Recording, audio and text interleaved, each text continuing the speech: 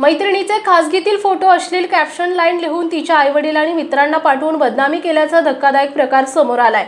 या प्रकरणी एका तरुणावर हडपसर पोलिसांनी विनयभंग आयटी ऍक्ट नुसार गुन्हा दाखल केलाय।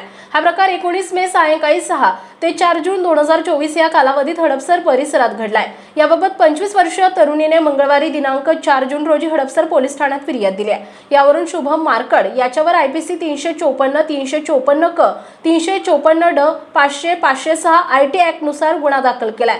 पोलिसांनी दिलेल्या माहितीनुसार आरोपी आणि फिर्यादी एकमेकांचे मित्र मैत्रिणी आहेत। आरोपी शुभम याने 29 मे रोजी फिर्यादी यांना वाढदिवस साजरा करण्याच्या बहाण्याने हडपसर परिसरात बोलावून घेतले। शुभमच्या बोलण्यावरून फिर्यादी हडपसर येथे आल्या। आरोपीने हडपसर परिसरातील एका फ्लॅटवर नेऊन तरुणीला अश्लील स्पर्श करून स्त्री मनास लज्जा उत्पन्न होईल असं वर्तन केलं। यानंतर त्याने तरुणीची बदनामी करण्याच्या उद्देशाने तिचे न्यूड फोटो आणि व्हिडिओ तिच्या आईवडील आणि मित्रांना पाठवून बदनामी केली। फोटो आणि व्हिडिओ पाठवताना त्याने अश्लील टॅगलाईन लिहिली। तसेच फिर्यादी यांना वारंवार भेटण्यासाठी दबाव टाकून संपर्कात राहण्याची धमकी दिल्याचं फिर्यादीत नमूद केलंय। तरुणीच्या तक्रारीवरून पोलिसांनी आरोपीवर गुन्हा दाखल केलाय, मात्र अद्याप त्याला अटक केली नाही। पुढील तपास पोलीस करतायत।